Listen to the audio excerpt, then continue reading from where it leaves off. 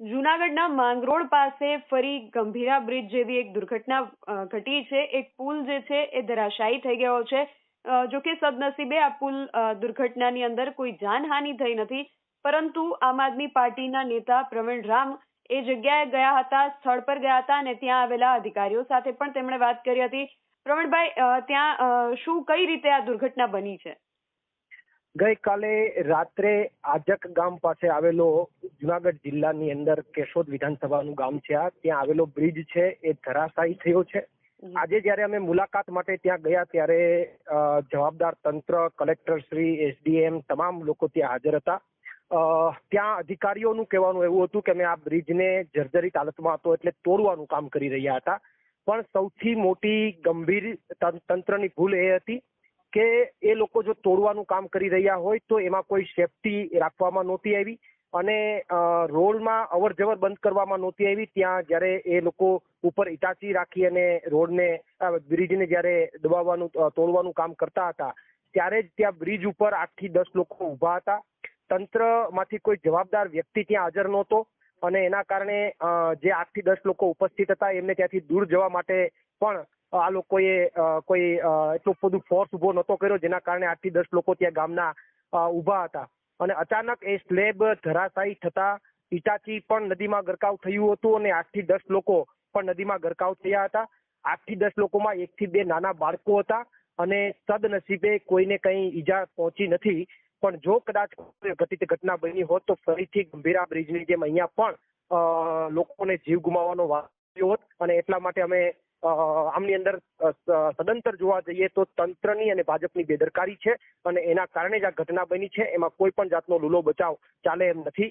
વાત રહી બીજી કે જ્યારે એમની બાજુમાં જ 5 થી 7 મિનિટના અંતરે એક અન્ય નાનો બ્રિજ છે એ છેલ્લા 3 વર્ષથી તૂટેલો હતો અને સ્થાનિક લોકોએ અમને રજૂઆત કરતા અમે અમારા ઝોનના અધ્યક્ષભાઈ રાજુભાઈ બોરખતરિયા, પિયુષભાઈ પરમાર, અમે તમામ લોકોએ સાથે મળીને કલેક્ટરને એ બ્રિજની પણ મુલાકાત લેવા માટે વિનંતી કરી, પરંતુ કલેક્ટર શ્રી એકના બે ન થયા.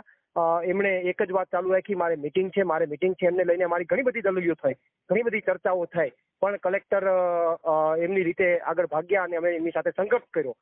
પણ મૂળ વાત એ છે કે જો તંત્રને અને સરકારને લોકો સાથે પડતી મુશ્કેલી 3 વર્ષથી બ્રિજ ન બને તૂટી ગયા પછી અને જો એમની અંદર મુલાકાત લેવામાં પણ સમય ન હોય તો આ મને એવું લાગે છે કે બીજેપીની સૌથી મોટી બેદરકારી છે અને બીજેપીના ભ્રષ્ટાચારના કારણે અત્યારે લોકો પરેશાન થઈ રહ્યા છે.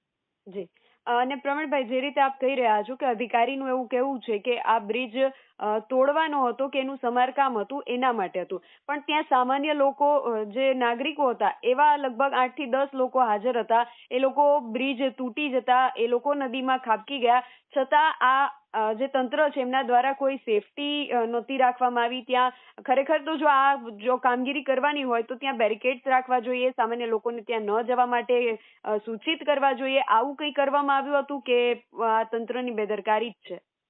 ના, કોઈ પણ જાતનું કોઈ પણ આયોજન નહોતું. લોકોને ત્યાં જવા માટે રોકવા માટે કોઈ પણ જાતના બેરિકેડ નહોતા. કોઈ જવાબદાર અધિકારી પણ ત્યાં હાજર નહોતા અને એટલા માટે તો લોકો ત્યાં 8 થી 10 લોકો બ્રિજ ઉપર પહોંચ્યા હતા અને જયારે આ તોડવાનું કામ ચાલુ હતું ત્યારે એ લોકો ત્યાં બ્રિજ ઉપર ઉભા હતા, છતાં પણ એમના ઉપર એ લોકોને ત્યાંથી દૂર ખસેડવાની કોઈ પણ એવી ઠોસ કામગીરી તંત્ર દ્વારા ન થઈ અને એટલા માટે આ ઘટના બની છે.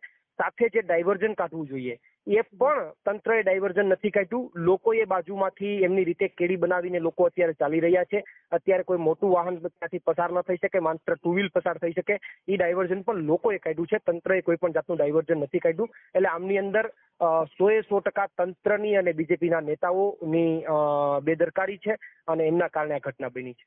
અને પ્રવીણભાઈ, જે રીતે ગંભીરા બ્રિજની દુર્ઘટના થઈ એ બાદ હવે અધિકારીઓનું એવું કહેવું છે કે મુખ્યમંત્રીની સૂચના અનુસાર જે પણ પુલો જર્જરિત છે કે જેમાં સમારકામની જરૂર છે એના માટે અમે કામગીરી જે છે એ શરૂ કરી દીધી છે.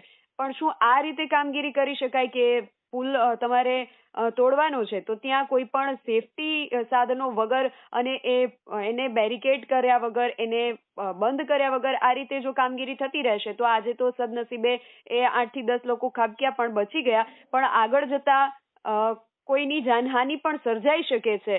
તો આ રીતે શું આગળ પગલાં લેવામાં આવશે? આ તો દુર્ઘટના થતી ટળવાની જગ્યાએ વધી શકે છે.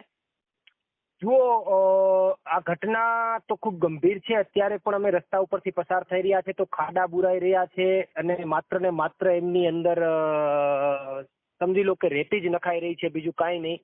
અને એવા દ્રશ્યો છે જે ભયંકર ખરાબ દ્રશ્યો છે પુલની અંદર, બીજા જ પુલ ઉપરથી જ્યાં અમે પસાર થઈ રહ્યા છે. તો આ ઘટના તંત્રની સંપૂર્ણ બેદરકારી છે, નેતાઓની સંપૂર્ણ બેદરકારી છે અને એના કારણે જ આ ઘટના બની છે. બીજેપીના ભ્રષ્ટાચાર અને તંત્રની બેદરકારીના કારણે આ ઘટના બની છે.